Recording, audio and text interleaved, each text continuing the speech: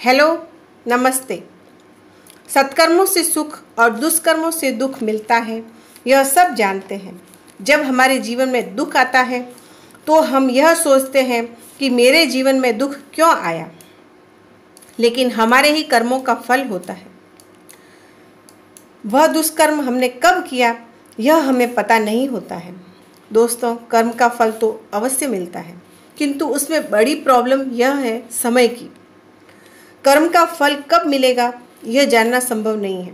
कुछ काम ऐसे होते हैं जिनका फल हमें तुरंत मिलता है, जैसे आग में हाथ डाला यह कर्म है और जल जाना यह फल है। वह तुरंत मिलता है। आग में हाथ डाला नहीं कि तुरंत जला नहीं। पैर में कांटा चुभते ही तुरंत दर्द होता है, लेकिन नैतिक कार्यों में ऐसा नहीं होता है। हम सबको पता है कि झूठ बोलना पाप है, दुष्कर्म है। तो कर्म के फल के अनुसार व्यक्ति झूठ बोला नहीं कि तुरंत ही जीभ कट जानी चाहिए, लेकिन इस कार्य में ऐसा नहीं होता है। यहाँ हिसाब किताब चलता है। जब तक हमारा पुण्य बल प्रबल रहता है तब तक भले ही हम पाप कर रहे हैं, लेकिन उसकी सजा नहीं मिलेगी। जब आगे का पुण्य बल पूरा होगा तब पाप का फल मिलना शुरू होता है। उसी प्रकार से जब हम दुख से गुजर रहे होते हैं तब हम सत्कर्म करते हैं, सद्मार्ग पर चलते हैं, लेकिन उसका फल जब तक आगे के किए गए पापों को पूरा भोग नहीं लेंगे तब तक पुण्य का फल मिलना शुरू नहीं होगा। तब तक हम ऐसा कहना शुरू कर देते हैं कि मैंने तो बहुत सत्कर्म किए, बहुत ही सत्कर्म किए, लेकिन उससे कुछ भी नहीं हो रहा है। तब हमें बिल्कुल भी निराश नहीं होना चाहिए। वह विश्वास रखना चाहिए कि मेरे सत्कर्मों का फल मुझे जरूर मिलेगा। हमसे जाने अनजाने ही प्रतिदिन छोटे मोटे पाप होते रहते हैं। इन जाने अनजाने होने वाले पापों की शांति के लिए हमें प्रतिदिन कुछ कर्म करने होते हैं, जिनका मनुस्मृति में उल्लेख है। हमें 5 काम प्रतिदिन ही करने चाहिए। ग्रंथों में इसको 5 यज्ञ कहा गया है। यहाँ यज्ञ का अर्थ अग्नि में आहुति देने से नहीं है। पुण्य बल बढ़ाने वाले कर्मों को यज्ञ कहा जाता है। सबसे पहला जो होता है वो है ब्रह्म यज्ञ। दोस्तों, ब्रह्म यज्ञ का अर्थ है सद्ग्रंथों को पढ़ना। कुछ लोग प्रतिदिन गीता पाठ करते हैं, कुछ भागवत पाठ करते हैं, कुछ रामायण पाठ करते हैं। घर की सफाई हम प्रतिदिन करते हैं। घर की सफाई, शरीर की सफाई हम प्रतिदिन करते हैं, परंतु मन की सफाई नहीं करते हैं। मन की सफाई करना भी जरूरी है। मन की सफाई होती है धर्म ग्रंथों को पढ़ने से, सुनने से, सद्ग्रंथों को पढ़ने से, सुनने से। अच्छे मार्ग पर चलने की प्रेरणा भी हमें सद्ग्रंथों को पढ़ने से मिलती है। मन के मल भी दूर होते हैं और मन शांत बनता है। किसी सद्ग्रंथ का एक पाठ प्रतिदिन स्नान करके पढ़ने की हमें आदत अवश्य ही डालनी चाहिए।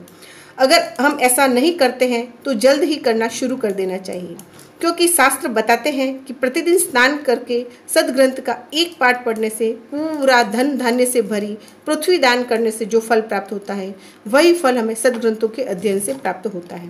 अतः अब आगे से हमें बिल्कुल भी आलस नहीं करना है, वह स्वाध्याय को अपने जीवन का अंग बना लेना है। इस कार्य में मुश्किल से 10 या 15 मिनट लगते हैं, अतः हमें यह कार्य अवश्य ही करना चाहिए। यह तो हो गया ब्रह्म यज्ञ। अब हमें दूसरा काम जो प्रतिदिन करना है वो है देव यज्ञ। हाँ, एक बात और दोस्तों, अगर आपको मेरा वीडियो पसंद आए तो उसे लाइक और शेयर जरूर से कर दीजिएगा। अभी तक इस चैनल को आपने सब्सक्राइब नहीं किया है तो ज़रूर से कर लीजिएगा। तो हाँ, दूसरा काम जो हमें प्रतिदिन करना है वो है देव यज्ञ। देव यज्ञ के अंतर्गत हमें प्रतिदिन देवी देवताओं की पूजा करनी है। हमारे धर्म ग्रंथों में 5 देवताओं की पूजा प्रतिदिन करने का विधान है। शंकर भगवान, माता जी, गणेश जी और विष्णु भगवान और सूर्य भगवान। इन 5 देव की पूजा हमें प्रतिदिन करनी है। अतः हमें अपने पूजा घर में गणेश जी, माता जी, शंकर भगवान, विष्णु भगवान की फोटो अवश्य रखनी चाहिए। वह सुबह शाम धूप, दीप, नैवेद्य, जल आदि अर्पण करके उनकी पूजा अवश्य ही करनी चाहिए। सूर्य भगवान की पूजा हम उन्हें जल अर्पित करके करेंगे। उसके बारे में विस्तार से मैं आपको अभी थोड़ी देर के बाद बताऊंगी। 2 काम हो गए, एक सद्ग्रंथों का अध्ययन और दूसरा सुबह शाम देवी देवताओं की पूजा। अब तीसरा काम जो हमें करना है वो है पितृयज्ञ, यानी कि हमें अपने पूर्वजों की आत्मा की शांति के लिए कुछ कार्य करने हैं।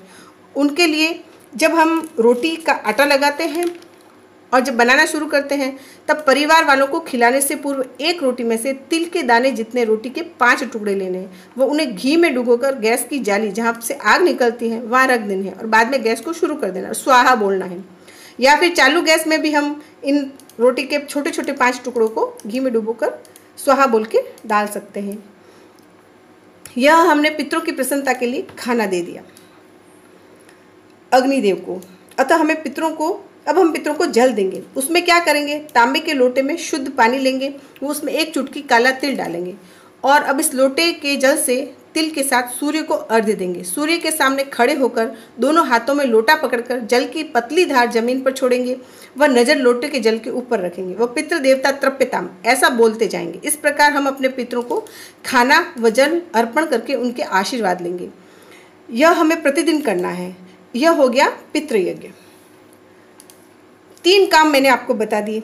स्वाध्याय करके ब्रह्म यज्ञ कर दिया, देवताओं की पूजा करके देव यज्ञ कर दिया, अग्नि में भोजन व सूर्य को अर्घ्य देकर हमने पितृयज्ञ कर दिया। अब हमें चौथा काम जो प्रतिदिन करना है वह है भूत यज्ञ। भूत यज्ञ में क्या करना होता है, गाय, कुत्ते व कोय आदि जीव जंतु को भोजन करवाना होता है। इसमें हम क्या करेंगे, प्रतिदिन जब हम रोटी बनाना शुरू करते हैं तब पहली रोटी गाय की निकालेंगे, दूसरी रोटी कुत्ते की निकालेंगे व तीसरी रोटी कोय की निकालेंगे और उन्हें गाय, कुत्ते व कोय को खिला देंगे। खिलाने का काम हम बाद में भी कर सकते हैं, लेकिन अपने परिवार को रोटी खिलाने से पहले गाय, कुत्ते व कोय की रोटी अलग से निकाल के रख देनी है। बाद वाली रोटियां हम खाएंगे और अपने परिवार वालों को भी खिलाएंगे। दोस्तों, यह हो गया भूत यज्ञ। इसमें भी मुश्किल से 5 मिनट एक्स्ट्रा लगते हैं। इस प्रकार मैंने आपको 4 काम बता दिए। सदग्रंथों का अध्ययन, देवताओं की पूजा, अग्नि में भोजन व सूर्य को अर्घ्य, गाय, कुत्ते व कोय को रोटी। ये 4 कार्य हो गए।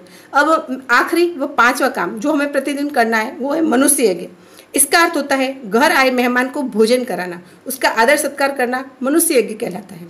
मेहमान तो कभी कभी आते हैं, लेकिन यह यज्ञ भी हमें प्रतिदिन करना है। इसमें हम क्या करेंगे, 4 रोटी व सब्जी हम प्रतिदिन गरीब के लिए अलग से निकालेंगे, वह ढूंढ कर उसको खिला देंगे। अगर आपको आसपास में ही कोई ऐसा व्यक्ति मिल जाए जिसको यह रोटी खिला सकते तो बहुत ही अच्छा है। किसी सफाई कर्मचारी को दे सकते हैं, घर के नौकरों को खिला सकते हैं, दूसरे घर के नौकरों को खिला सकते हैं। यह कार्य हमें अपनी बुद्धि, विवेक और परिस्थिति के अनुसार जीवन में बिठा लेना चाहिए और प्रतिदिन इसको निभाते रहना चाहिए। इस प्रकार ये 5वां कार्य मनुष्य यज्ञ भी हो गया। इस प्रकार मैंने आपको 5 कार्य बताए जो हमें प्रतिदिन करने चाहिए। सदग्रंथों को पढ़ना, देवी देवताओं की पूजा करना, अग्नि में खाना होमना, सूर्य को अर्घ्य देना, गाय, कुत्ते व कोय को रोटी देना व गरीब को खाना खिलाना।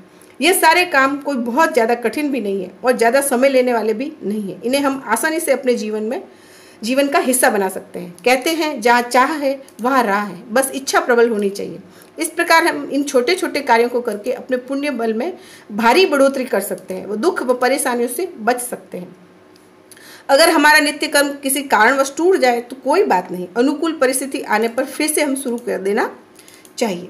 दोस्तों, अगर मेरा ये वीडियो आपको पसंद आया हो तो कमेंट बॉक्स में जरूर से लिखिएगा। खुश रहें, व्यस्त रहें, मस्त रहें। आज बस इतना ही। धन्यवाद।